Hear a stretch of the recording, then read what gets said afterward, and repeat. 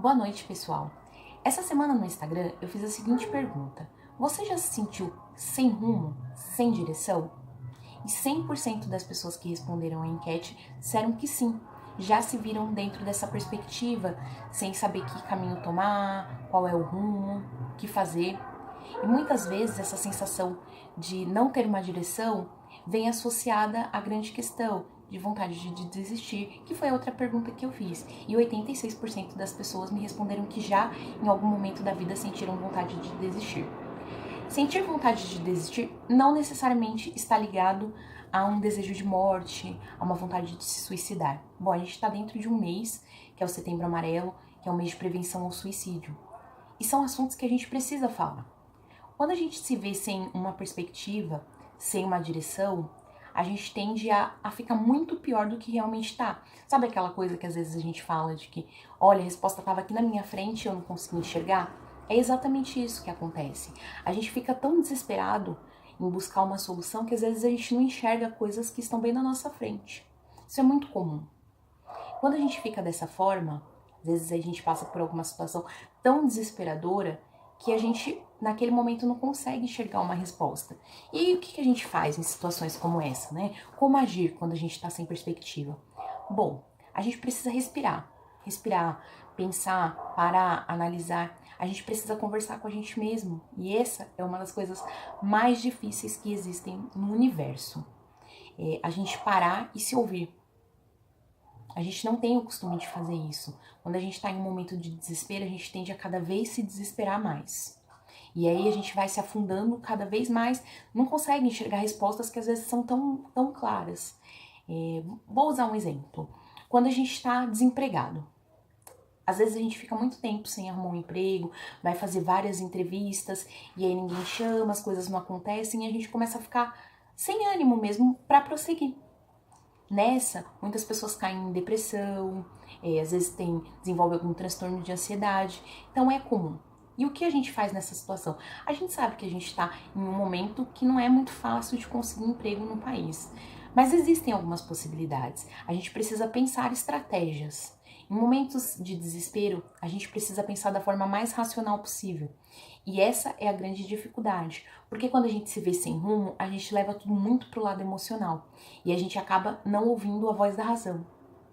Então, quando você se pegar no momento que é desesperador, que você não sabe o que fazer dentro da sua carreira, dentro da sua vida sentimental, não toma decisões de cabeça quente.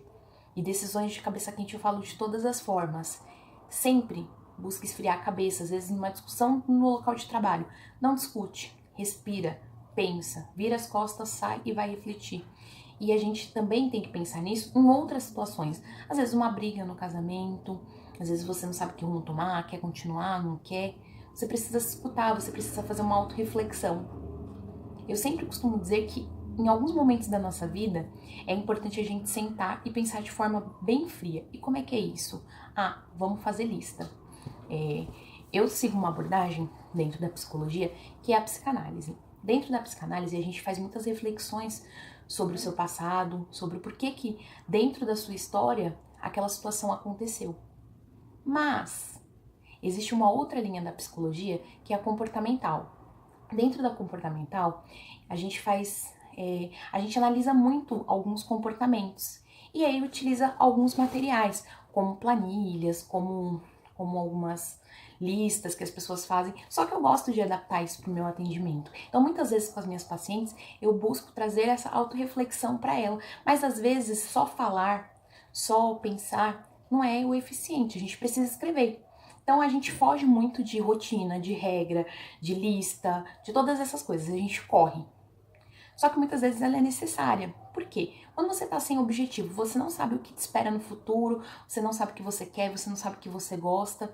Você escrever, às vezes, te traz muitas coisas. Você passa a refletir sobre algumas coisas no momento que você escreve.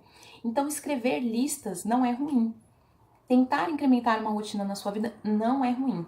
Então, pensando de forma bem racional, parar e escrever algumas coisas. Se você tá sem meta, sem objetivo, tente escrever as coisas que você gosta, o que você planeja para o seu futuro, como você vai chegar até esse objetivo. Porque também não adianta você fazer todo um planejamento lindo no papel e você não pensar num plano de ação. E também não adianta você pensar sonhos que não condizem com a sua realidade. Claro, a gente pode batalhar, a gente pode correr atrás, pode, mas pense com o pé no chão. Costumo utilizar muito da questão do faça pequenas metas para começar. Não adianta você planejar lá no futuro uma coisa imensa se você nem tá conseguindo sair do lugar aqui. Então começa aos poucos. Senta. Nesse momento da minha vida eu tô me sentindo totalmente sem perspectiva. Senta e pense em tudo que você planejou para você, em todas as áreas da sua vida. Separa. Pensa bem o que você quer, como você vai chegar até isso, dando pequenos passos, um passo atrás do outro. Se você tá num momento de muito desespero, para, relaxa, se der vontade de chorar, chora, se der vontade de seguir, segue, e aí você vai. Mas para, respira e pensa. E aí quando você estiver mais calmo, você parte para ação, de uma forma mais racional. Mas se permita sentir. Hoje eu, conversando com uma pessoa, eu falei uma coisa e realmente depois eu refleti um pouco mais, a gente fala algumas coisas num momento, depois a gente para analisar. E eu falei que muitas vezes a gente se programa, a gente acha que a gente é um robozinho e a gente se planeja pra seguir a vida de uma forma muito forte. Então eu tenho que estar o tempo todo forte, os meus filhos têm que ser pessoas fortes. E, na verdade, muitas vezes não é isso. Muitas vezes a gente precisa demonstrar um pouco que a gente também é fraco. Por que fraco? Às vezes a gente precisa se permitir pedir ajuda ao outro. E a gente evita muito isso, a gente acha que é humilhação, até para pessoas próximas da gente. E muitas vezes a carga, o fardo é tão pesado que a gente não consegue carregar. Então se a gente divide com o outro, se torna um pouco mais leve. É com todo mundo que eu vou me abrir? É me expor nas redes sociais? Não. Mas é se permitir falar com as pessoas mais próximas a você, é se permitir procurar uma terapia, é se permitir repensar a sua vida. Então, quando muitas vezes a gente se enxerga sem rumo, esse é um dos primeiros passos para a gente sair desse local que a gente está. É um local que não agrada. Então, a gente precisa pensar formas de sair dele. Então, o que eu disse hoje foi exatamente isso. A gente precisa aprender a não ser forte o tempo todo. A gente sempre se ensina que a gente precisa ser resiliente. Essa palavra é linda. Resiliência abrange tanta coisa, é muito bonita. Só que às vezes a gente não precisa ser resiliente. Muitas vezes a gente precisa se permitir sofrer, se permitir pedir ajuda para não chegar a medidas extremas. Então, se esse vídeo serviu de alguma coisa, foi um apanhado de tantas ideias que eu tive durante esse tempo, eu acho que foge um pouco, ficou até longo demais, mas foge do que eu vinha fazendo, aquela linha tão centrada mesmo. Esse é mais um vídeo emocional, mas eu espero que vocês gostem, que talvez seja o que você está precisando ouvir. E se permita pedir ajuda, se permita correr para as pessoas que você gosta. Se você é um filho que está em desespero, se permita abrir para os seus pais ou para alguém da sua confiança. Não guarde, não se cale e não se afogue com as suas próprias palavras não ditas. Então é isso. Se você ainda não me segue nas redes sociais, segue no Facebook Feminismo no Cotidiano, no Instagram, @psicóloga Gabriele. Boa noite. Quem sabe tem mais próximos vídeos.